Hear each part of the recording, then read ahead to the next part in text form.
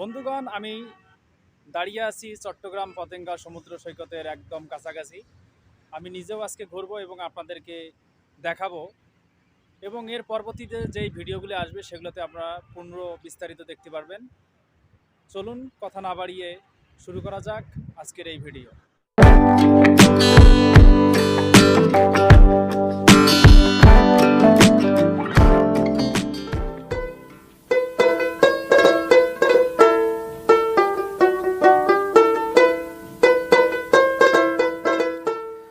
আজ সারাটা দিন গুড়ি গুড়ি বৃষ্টি পড়ছে, থামার কোনো নাম নেই। আমিও বাসায় অনেকক্ষণ ধরে বসে আছি, বের হতে পারছি না কোথাও। বিকেল 4টা নাগাদ বৃষ্টি থামলে আমিও বেরিয়ে পড়ি চট্টগ্রাম পতেঙ্গা সমুদ্রের সাগরের দিকে। বন্ধুরা, আমি যেই মহাসড়কটা দিয়ে হাঁটতেছি এটি কয়েক বছর আগে এরকমে মহাসড়কে রূপান্তরিত ছিল না। বর্তমান সরকার এটি সংস্করণ করেন এবং মহাসড়কে রূপ দেন। এটি মূলত 4 লেনের রোড।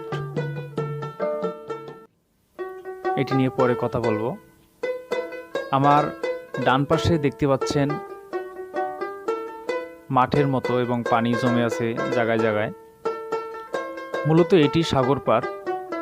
মূল যে সাগর সেটি ওই যে দূরে কয়েকটি ঝোপঝাড় দেখা যায়, সেখান থেকেই শুরু। এটি পুরোটাই সাগর, কিন্তু জোয়ার না আসলে এগুলি শুকনো থাকে, আর জোয়ার আসলে এটি ভরে যায়।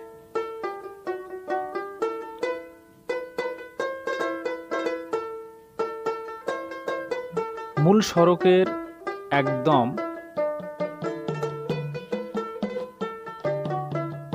কিনার ঘেঁষেই বড় বড় বলটার দিয়ে এমনভাবে বেঁধে দেওয়া হয়েছে বা গেঁথে দেওয়া হয়েছে যেন কোনো এক সময় সুনামি বা সাগরের ঢেউ আছড়ে এসে সড়কটার কোনো ক্ষতি করতে না পারে। তবে যদি স্রষ্টা চান, এই সড়ক তো ভালো কথা, লোহার বেড়িবাতেও টিকসই হবে না। যেতে যেতে দেখলাম একটি ফুল গাছ। মূলত এটি ফুল গাছ নয়, পাথরের বোল্ডারগুলো ভেদ করে গজিয়ে উঠেছে এই ধরনের অনেক গাছ, যেগুলি আপনারা হাঁটতে হাঁটতে দেখতে পারবেন। গাছটি দেখতে অনেক সুন্দর লাগছিল, কিছু ফুলও ফুটছে, যে ফুলগুলির গন্ধ নেই। তারপরও অনেকক্ষণ দেখলাম।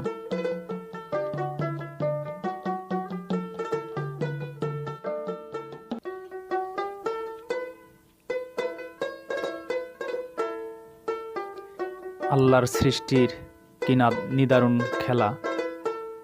কত রকমের যে গাছগাছালি আর পশু পাখি এই পৃথিবীতে আছে, না দেখলে বোঝার উপায় নেই। ফুল গাছটি দেখা শেষ হলে সামনের দিকে এগোতে থাকলাম। আমার সামনে যে একটা সাইনবোর্ড দেখতে পাচ্ছেন সেটি হচ্ছে বে টার্মিনাল। এখানে সম্ভবত টার্মিনাল বানানো হবে, যেখানে জাহাজগুলি এসে তাদের কন্টেইনার খালাস করবে।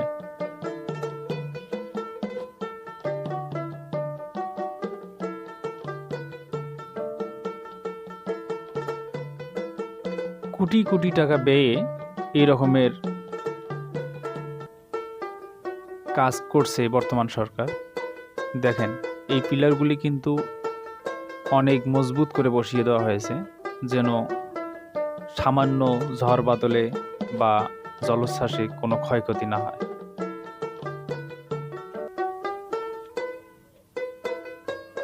প্রকৃতি এত সুন্দর, না দেখলে বোঝার উপায় নেই। বন্ধুগণ, আপনারা দেখতে পাচ্ছেন এটা চট্টগ্রাম পতেঙ্গা সমুদ্র সৈকত।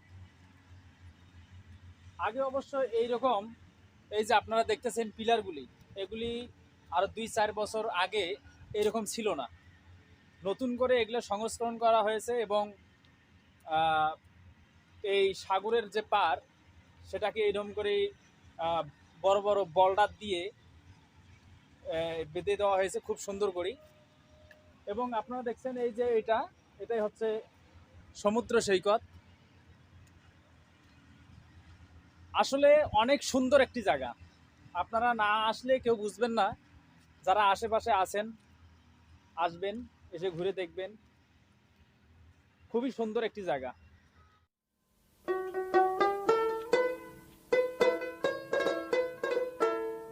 কিছুক্ষণ পর আবারও একটি ঝোপ দেখতে পারলাম, সেখানেও ফুটেছে কিছু ফুল। আসলে গাছটি কি সেটা আমার জানাশোনার মধ্যে নয়, তবে কাছে গিয়ে দেখতে অনেক ভালোই লাগলো। গাছগুলিতে কাঁটাও আছে, যার কারণে ধরে দেখতে গেলেও খানিকটা বিপদ।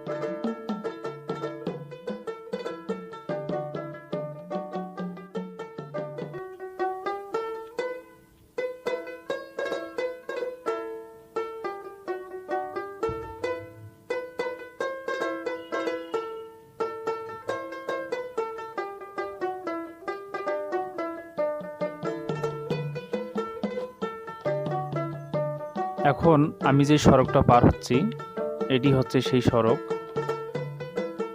আর সড়কের অপর পাশে যে বিল্ডিং বা দালানগুলো দেখতে পাচ্ছেন এটি হচ্ছে চট্টগ্রাম ইপিজেড। মূলত চট্টগ্রামে দুটি ইপিজেড আছে, একটা হচ্ছে কর্ণফুলী ইপিজেড আর একটি হচ্ছে সি ইপিজেড, অর্থাৎ চিটাগং ইপিজেড বা চট্টগ্রামের ইপিজেড।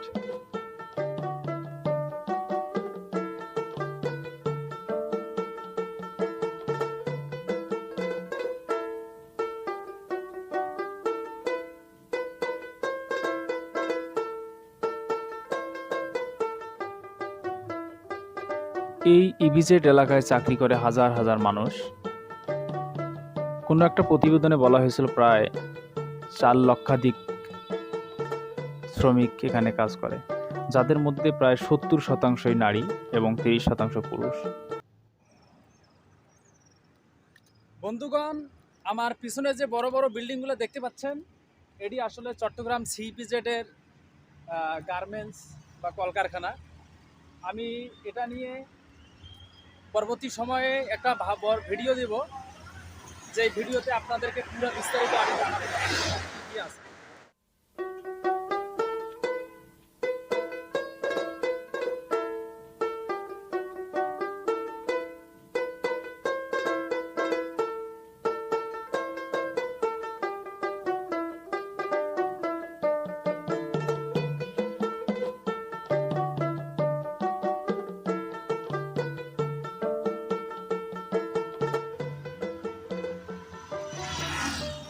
আসলে এখানে অনেকগুলি গার্মেন্টস কলকারখানা আছে, যেগুলিতে মানুষ দূর দূরান্ত থেকে আসে এবং চাকরি করার জন্য।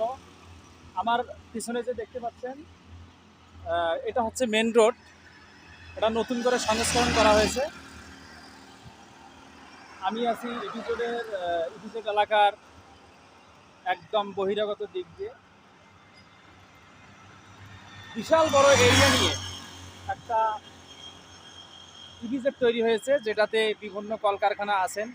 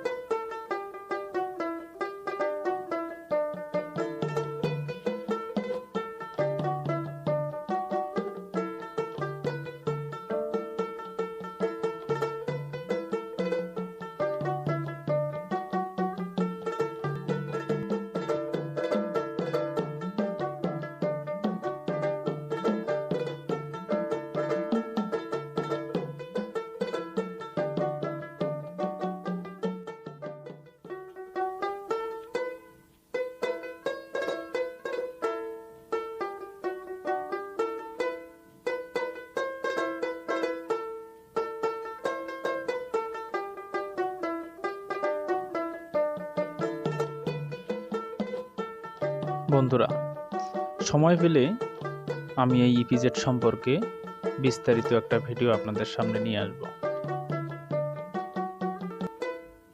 এবং আপনারা জানতে পারবেন যে এই চট্টগ্রাম ইপিজেডে কিভাবে আসা যায় এবং চাকরির ধরন কী রকমের, সেখানে সুযোগ সুবিধা কী রকম, পুরো বিস্তারিত থাকবে সেই ভিডিওটিতে।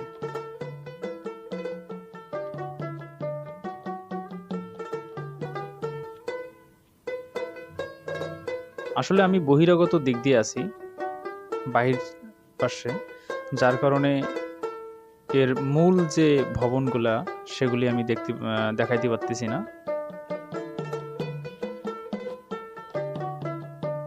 বিশাল বড় এরিয়া নিয়ে এই ইপিজেড। আকাশটা মেঘাচ্ছন্ন, কখন বৃষ্টি নামে